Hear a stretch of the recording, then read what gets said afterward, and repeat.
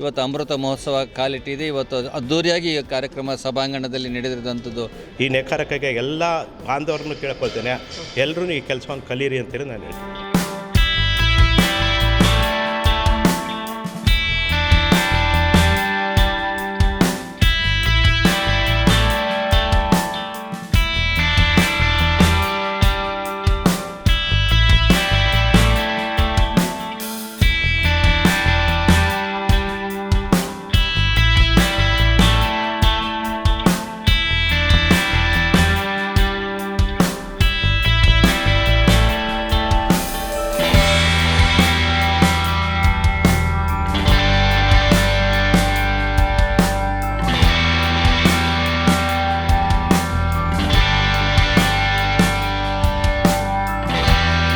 ಸರ್ಕಾರದಿಂದ ಸವಲತ್ತುಗಳಿದೆ, ಅದನ್ನೆಲ್ಲ ಕೊಡಿಸೋದಕ್ಕೆ ಈ ಸಂಸ್ಥೆನ 1950ರಲ್ಲಿ ಹುಟ್ಟಾಕಿದ್ರು.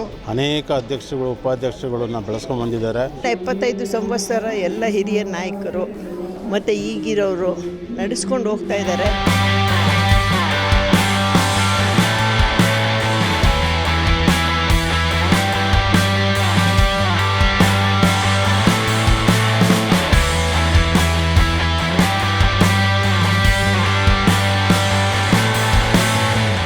ಸ್ವಾಮೀಜಿ 75 ವರ್ಷದ ಅಮೃತ ಮಹೋತ್ಸವ ಭಾಳ ಅದ್ಧೂರಿಯಾಗಿ ನಡೆದಿದೆ. ನೇತೃತ್ವದಲ್ಲಿ ನಮ್ಮ ಲಕ್ಷ್ಮೀನಾರಾಯಣ ಸರ್ ನೇತೃತ್ವದಲ್ಲಿ ಇದ್ರ ಬಗ್ಗೆ ನಿಜಕ್ಕೂ ತುಂಬ ಖುಷಿಯಾದ ಒಂದು ಸಂಗತಿ ಇಲ್ಲ.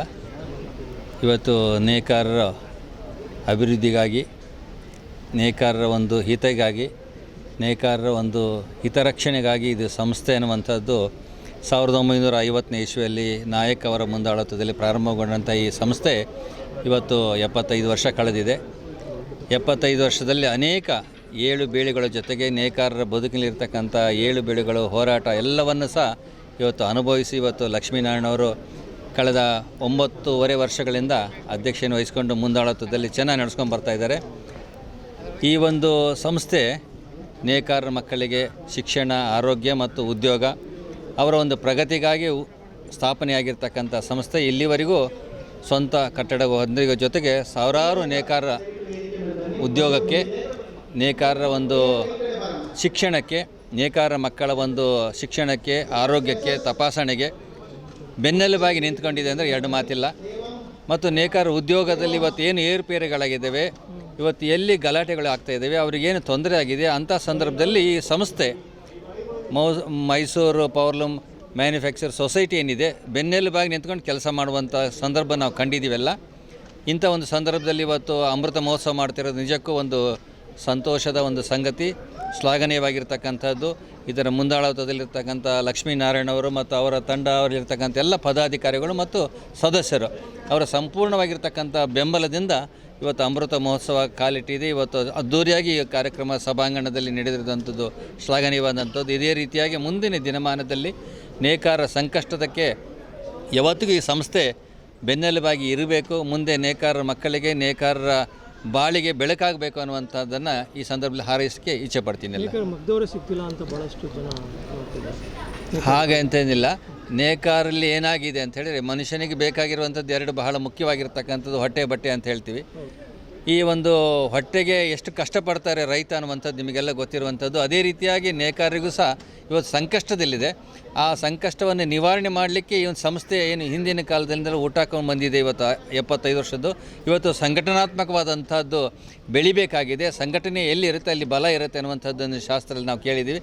ಈ ದೇಶದೊಳಗೆ ಇವತ್ತು ಈ ಸಂಘಟನೆ ಮಾಡೋಕ್ಕಾಗಿ ಅಮೃತ ಮಹೋತ್ಸವ ಅನ್ನುವಂಥದ್ದನ್ನು ಕಾರ್ಯಕ್ರಮ ಮಾಡೋದ್ರ ಜೊತೆಗೆ ನೇಕಾರಲಿ ಇವತ್ತು ತಂತ್ರಜ್ಞಾನ ಎಷ್ಟು ಬೆಳೆದಿದೆಯೋ ಆ ಬೆಳೆದಿರ್ತಕ್ಕಂಥ ನೇಕಾರರಿಗೆ ಅದನ್ನು ಸಮರ್ಪಕವಾಗಿ ತಿಳಿಸ್ಕೊಡ್ಲಿಕ್ಕೆ ಈ ಸಂಸ್ಥೆ ನಿಷ್ಕಲ್ಮಶವಾಗಿ ಕೆಲಸ ಮಾಡ್ತಾಯಿದೆ.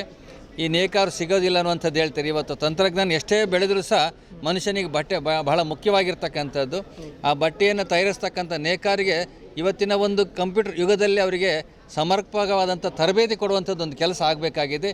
ಈ ದೇಶದೊಳಗೆ ಮುಂದಿನ ದಿನಮಾನದಲ್ಲಿ ಸಹ ಈ ಸಂಸ್ಥೆ ತಮ್ಮ ಕೆಲಸವನ್ನು ನಿರ್ವಹಣೆ ಮಾಡುತ್ತೆ ಅನ್ನುವಂಥದ್ದನ್ನು ಎರಡು ಮಾತು ಹೇಳಲಿಕ್ಕೆ ಇಚ್ಛೆ ಪಡ್ತೀನಿಲ್ಲ.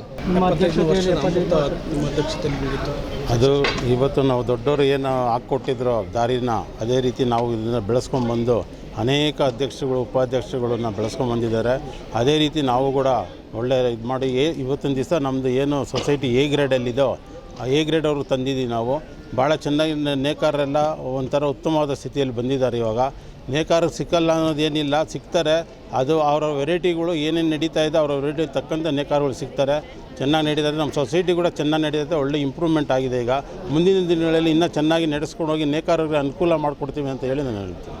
ಇಷ್ಟು ಇದ್ರೂ ತಮಿಳ್ನಾಡಿಗೆ ಹೋಗ್ತಾರಲ್ಲ ಸರ್, ಕಾಂಚೀಪುರಮಲ್ಲಿ ಅದು ಬಂದು ಟ್ರೆಡಿಷ್ನಲ್ ಸೀರೆ ಬಂದು ತಮಿಳ್ನಾಡಲ್ಲೇ ತಯಾರಾಗುತ್ತೆ. ನಮ್ಮದು ಬಂದು crepe, chiffon, georgette, art silk ಇದೆಲ್ಲ ನಮ್ಮಲ್ಲಿ ತಯಾರಾಗುತ್ತೆ. ಅದಕ್ಕೋಸ್ಕರ ಮದುವೆ ಸೀರೆ ಅದು ಕಂಚಿದು ಟ್ರೆಡಿಷ್ನಲ್ ಸೀರೆ ಆಗಿದ್ದರಿಂದ ಅದು ಟ್ರೆಡಿಷ್ನಲ್ ಅಲ್ಲೇ ಹೋಗ್ತಾರೆ ಎಲ್ಲರೂ ಜನ.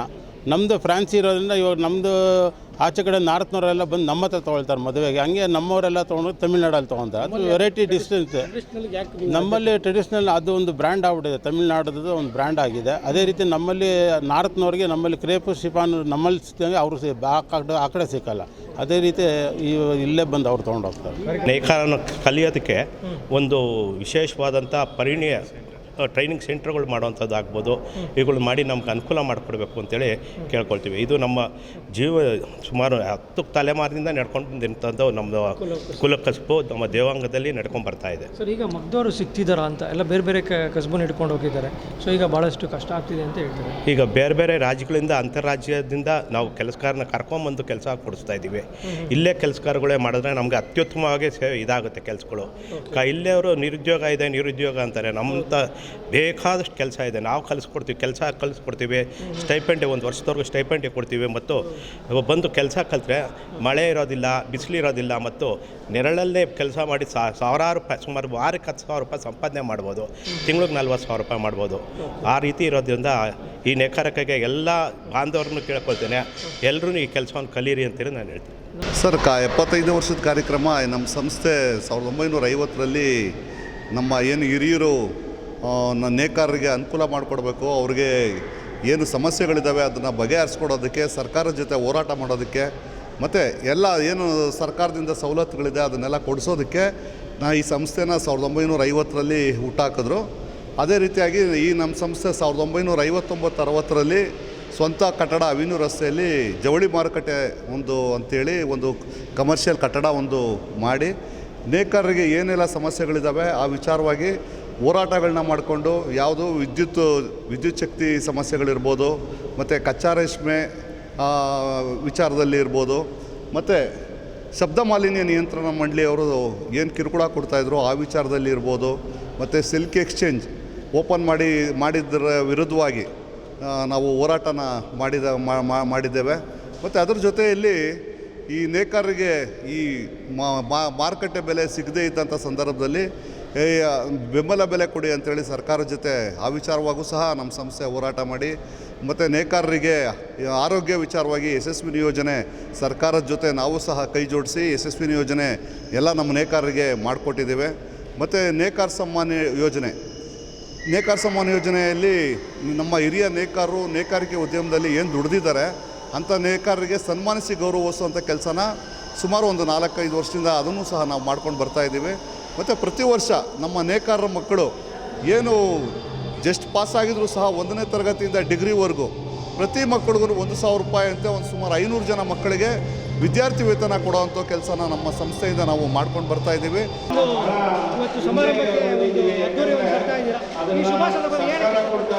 ಸರ್, ಇದು ಭಾಳ ನಾವು ನಮ್ಮ ನೇಕಾರರಿಗೆ ಒಂದು ಗೌರವ ಬರುವಂತಹ ಕಾರ್ಯಕ್ರಮ ಮತ್ತು ನಾವೆಲ್ಲರೂ ಸಂತೋಷ ಪಡುವಂಥ ಕಾರ್ಯಕ್ರಮ. ಒಂದು ಸಂಘ ಸಂಸ್ಥೆನ 75 ವರ್ಷಗಳ ಕಾಲ ಅದನ್ನು ಕಟ್ಟಿ ಮುಂದೆ ನಡೆಸೋದು ಅಂದರೆ ಅದು ಒಂದು ಸಾಮಾನ್ಯಕರದ ವಿಷಯ ಅಲ್ಲ. ಅದಕ್ಕೆಲ್ಲ ಭಾಳ ದೊಡ್ಡವರೆಲ್ಲ ಭಾಳ ಶ್ರಮ ಪಟ್ಟಿದ್ದಾರೆ.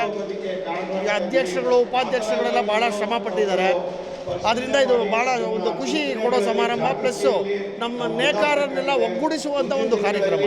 ನೇಕಾರ ಬಿಸ್ನೆಸ್ ಬಿದ್ದೋಗ್ತಾ ಇದೆ, ನೇಕಾರಿಗೆ ಯಾವುದು ಒಂದು ಸಪೋರ್ಟ್?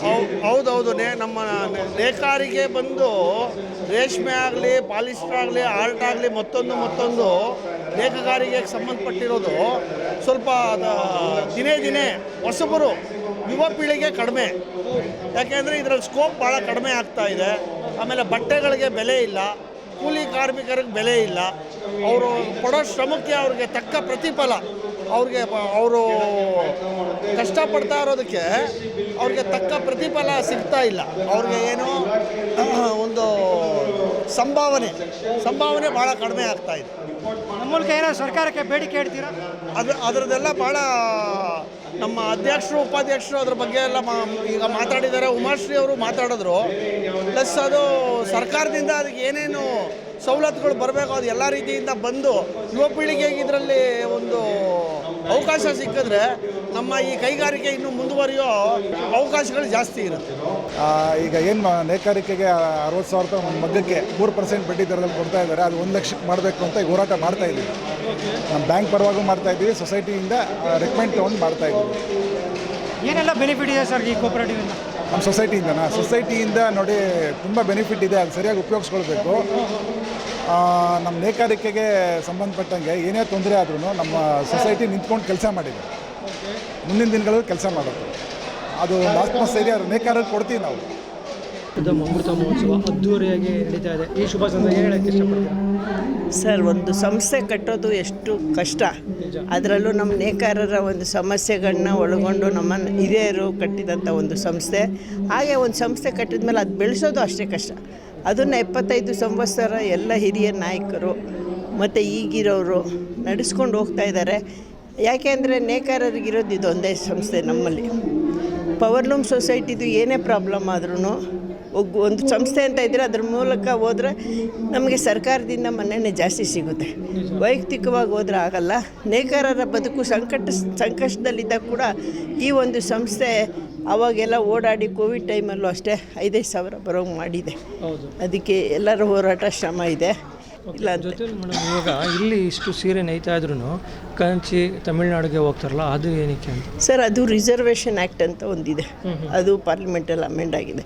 ಅದಕ್ಕೆ ಇಷ್ಟು ಕ್ವಾಲಿಟಿ ಸಿಲ್ಕ್ಗೆ ಅದನ್ನು ಕ್ವಾಲಿಟಿ ರೇಷ್ಮೆನ ಹಾಕಬೇಕು ಅಂತ ಅದು ಹ್ಯಾಂಡ್ಲೂಮ್ ರಿಸರ್ವೇಷನ್ ಆ್ಯಕ್ಟಲ್ಲಿದೆ. ನಮ್ಮ ಪವರ್ಲೂಮಲ್ಲಿ ಅದನ್ನು ಬಳಸೋಕ್ಕೆ ಅವಕಾಶ ಕಡಿಮೆ. ನಮ್ಮದು ಉಪಯೋಗಿಸೋದು ಮಧ್ಯದಲ್ಲಿ ಪವರ್ಲೂಮ್ದು ಯಾವಾಗಲೂ ಸ್ವಲ್ಪ ತಿನ್ನಾಗಿರುತ್ತೆ. ಅವರಷ್ಟು ತಿಕ್ನೆಸ್ ಬರೋಲ್ಲ. ಆ ಒಂದು ಕಾರಣಕ್ಕೋಸ್ಕರ ಅವರು ಟ್ರೆಡಿಷ್ನಲ್ ನಾವೇ ನೇಯಬೇಕು ಅನ್ನೋದು ಇದೆ ಅವರಲ್ಲಿ. ಅದನ್ನು ನಾವು ಇಲ್ಲಿ ಕರ್ನಾಟಕಕ್ಕೆ ತರೋಕ್ಕಾಗಲ್ಲ, ಬೆಂಗಳೂರಿಗೆ ಆಗಲ್ಲ ಸರ್. ಸುಮಾರು ಹೋರಾಟ ಮಾಡಿದ್ವಿ. ಚೀಫ್ ಮಿನಿಸ್ಟರ್ಗಳು PM-ಗೆಲ್ಲ ಹೋಗಿ ಮನವಿ ಕೊಟ್ಟಿದ್ವಿ. ನಾವೂ ಹೋಗಿದ್ವಿ ಈ ಸೊಸೈಟಿ ಮುಖಾಂತರನೇ. ನಮಗೆ ಬನಾರಸ್ಸಿಂದ ಎಲ್ಲ ಬಂದಿದ್ದರು. 31% ಡ್ಯೂಟಿ ಸೆಂಟ್ರಲ್ ಡ್ಯೂಟಿ ಬಂದು ಚೈನಾ ಸಿಲ್ಕ್ ಮೇಲೆ 31% ಇದ್ದಿದ್ದನ್ನು 5%ಗೆ ಭಾಳ ಹೋರಾಟ ಮಾಡಿ ತರಿಸಿದ ದಯಾನಿಧಿ ಮಾರನ್ನು ಟೆಕ್ಸ್ಟೈಲ್ ಮಿನಿಸ್ಟರ್ ಆಗಿದ್ದರು. ವೀರಪ್ಪ ಮೊಯ್ಲಿ ಅವರು ಮತ್ತು ಆವಾಗ ಪ್ರೈಮ್ ಮಿನಿಸ್ಟರ್ ಬಂದು ಇವರಿದ್ದರು ಸಿಂಗರ್. ಆಗ ಎಲ್ಲ ಹೋರಾಟ ಮಾಡಿ ಅದನ್ನು ಮಾಡಿದ್ವಿ. ಮತ್ತು ನಮ್ಮ ಸೊಸೈಟಿನಲ್ಲಿ ಸ್ಕಾಲರ್ಶಿಪ್ ಬಂದು ಸುಮಾರು 400-450 ಜನಕ್ಕೆ ಸ್ಕಾಲರ್ಶಿಪ್ ಕೊಡ್ತೀವಿ ಓದೋ ಹುಡುಗರಿಗೆ. ಅದು ಒಂದು ಮಾಡಿದ್ರು. ಮತ್ತು ಒಂದು ಶೋರೂಮ್ ಇರಲಿಲ್ಲ, ಶೋರೂಮ್ ಮಾಡಿದ್ವಿ. ಹಲವಾರು ರೀತಿಯಲ್ಲಿ ನಾವು ಇದು ಮಾಡಿ ಈಗ 10 ಇಸ್ವಿ ಕೊಡೋದಕ್ಕೋಸ್ಕರ ಭಾಳ ಹೋರಾಟ ಮಾಡಿ ಅದಕ್ಕೂ ಹೇಳಿದರು ಇವರು ಚೀಫ್ ಮಿನಿಸ್ಟ್ರು. ಅದು ಕೊಡಿಸಿದ್ವಿ, ಸಬ್ಸಿಡಿ ಕೊಡಿಸಿದ್ವಿ. ಇದಕ್ಕೆಲ್ಲ ಹೋರಾಟ ಮಾಡಿ ನಮ್ಮ ಸೊಸೈಟಿ ಎಲ್ಲದಕ್ಕೂ ಅನುಕೂಲ ಮಾಡಿಕೊಟ್ಟಿದ್ದೆ. ನೇಕಾರರಿಗೆ ಭಾಳ ಅನುಕೂಲ ಆಗೈತೆ. ಇನ್ನೂ ಭಾಳ ಹ್ಯಾಂಡ್ಲೂಮ್ ರಿಸರ್ವೇಷನ್ ಆಗಲಿ ಅದೆಲ್ಲ ಪೆಂಡಿಂಗ್ ಇದೆ. ಅದನ್ನು ಮಾಡಬೇಕು ಅಂತ ಭಾಳ ಹೋರಾಟ ಮಾಡ್ತಾಯಿದ್ದೀವಿ.